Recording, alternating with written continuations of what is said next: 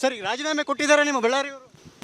ಇಲ್ಲ, ಒಬ್ಬ ವ್ಯಕ್ತಿ ತನ್ನ ಮಾಡಿಲ್ಲದ ತಪ್ಪಿಗೆ ಏನು ಇವತ್ತು ಬಿ ಜೆ ಪಿಯವರು ಶಿಕ್ಷೆ ಹಾಕಿದ್ದಾರೆ ಒಂದು ದಲಿತ ನಾಯಕನಿಗೆ. ನಮಗೆಲ್ಲ ಜಿಲ್ಲೆ ನಮ್ಮ ಹೈದ್ರಾಬಾದ್ ಕರ್ನಾಟಕದಲ್ಲಿ ಒಂದು ದೊಡ್ಡ ದಲಿತ ನಾಯಕನಿಗೆ ಏನು ಅನ್ಯಾಯ ನಡೆದಿದೆ, ನಮ್ಮ ಹೋರಾಟದ ಮೂಲಕ ಮುಂಬರುವಂಥ ಚುನಾವಣೆಯಲ್ಲಿ ಬಿ ಜೆ ಪಿಯವ್ರಿಗೆ ಏನು ಈ ದಲಿತ ನಾಯಕನಿಗೆ ಮೋಸ ಮಾಡಿದ್ದಕ್ಕೋಸ್ಕರ ಬಿ ಜೆ ಪಿಯವರು ಅವ್ರಿಗೇನು ಜನರ ತೀರ್ಮಾನ ಕೊಡ್ತಾರೆ ತೋರಿಸ್ತೀವಿ. ಸರ್ ಈಗ ಪಾದಯಾತ್ರೆ ನಾವು ಮಾಡ್ತೇವೆ ಅಂತಕ್ಕಂಥ ಒಂದು ಹಠಕ್ಕೆ ಬಿದ್ದಿದ್ದಾರೆ. ಯಾಕೆಂತಂದರೆ ಅವರು ಕೇವಲ ನಮ್ಮ ನಾಗೇಂದ್ರ ಒಂದೇ ಅಜೆಂಡಾ ಅಲ್ಲ, ಬೇರೆ ಬೇರೆ ವಿಚಾರಗಳನ್ನ ಇಟ್ಕೊಂಡು ಮಾಡ್ತೀವಿ ಅಂತ ಹೇಳ್ತಿದ್ದಾರೆ. ನೋಡಿ, ಬಿ ಜೆ ಪಿಯವರು ಒಂದು ಫಿಕಲ್ ಮೈಂಡೆಡ್ ಆಗಿ ಹೋಗ್ತಿದ್ದಾರೆ.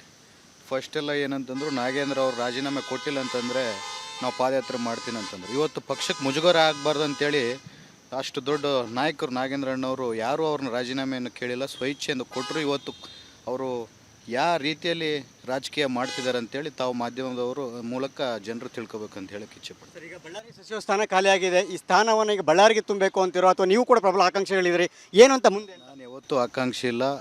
ಹೈಕಮಾಂಡ್ ಅವರು ಮತ್ತು ನಮ್ಮ ನಾಯಕರಾದಂಥ ನಾಗೇಂದ್ರಣ್ಣವರು ಮತ್ತು ನಾಸಿರಣ್ಣವರು ಅವ್ರು ಏನು ತೀರ್ಮಾನ ಮಾಡ್ತಾರೋ ಅದರ ಮೇಲೆ ಹೋಗುತ್ತೆ. ಪಾದಯಾತ್ರೆ ಏನಾದರೂ ಬಳ್ಳಾರಿ ನಿಮ್ಮ ಕಲ್ಯಾಣ ಕರ್ನಾಟಕ ಭಾಗಕ್ಕೆ ಏನಾದ್ರೂ ಒಂದಿಷ್ಟು ಎಫೆಕ್ಟ್ ಆಗ್ಬೋದಾ ಅಂತ ಪದಯಾತ್ರೆ? ಜನರಿಗೆ ಸತ್ಯತೆ ಏನು ಗೊತ್ತಿದೆ, ನಾಗೇಂದ್ರ ಅವರು ಏನು ತಪ್ಪು ಮಾಡಿಲ್ಲ ಅಂತ ಗೊತ್ತಿದೆ.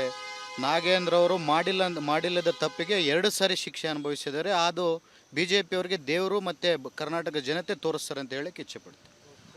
ಎಸ್, ಇದಿಷ್ಟು ಕೂಡ ಬಳ್ಳಾರಿ ಶಾಸಕರಾದಂತಹ ನಾರಾ ಭರತ್ ರೆಡ್ಡಿ ಅವರ ಮಾತು. ಅವ್ರು ಹೇಳುವಂತೆ ಬಿ ಜೆ ಪಿಯವರ ಈ ಒಂದು ವರ್ತನೆ ಸರಿಯಲ್ಲ ಅನ್ನೋ ಅರ್ಥದಲ್ಲಿ ಹೇಳ್ತಾ ಇದ್ದಾರೆ. ಯಾಕೆಂತಂದರೆ ಏನು ತಪ್ಪನ್ನು ಮಾಡಿದಂಥವರು ಈಗ ಅವರು ಅನುಭವಿಸಬೇಕಾಗಿದೆ ಅಂತಕ್ಕಂಥ ಮಾತನ್ನು ಹೇಳಿದ್ದಾರೆ. ಜೊತೆಗೆ ಖಂಡಿತವಾಗಲೂ ಕೂಡ ಈ ಒಂದು ಬಿ ಜೆ ಪಿಯ ಪಾದಯಾತ್ರೆ ಏನಿದೆ ಅದು ನಮ್ಮ ಭಾಗಕ್ಕೆ ಯಾವುದೇ ರೀತಿ ಎಫೆಕ್ಟ್ ಆಗೋದಿಲ್ಲ ಅಂತಕ್ಕಂಥ ಮಾತನ್ನು ಹೇಳಿದ್ದಾರೆ. ಜೊತೆಗೆ ಸಚಿವ ಸ್ಥಾನದ ವಿಚಾರವಾಗಿ ಕೂಡ ಮಾತಾಡಿದ್ದಾರೆ.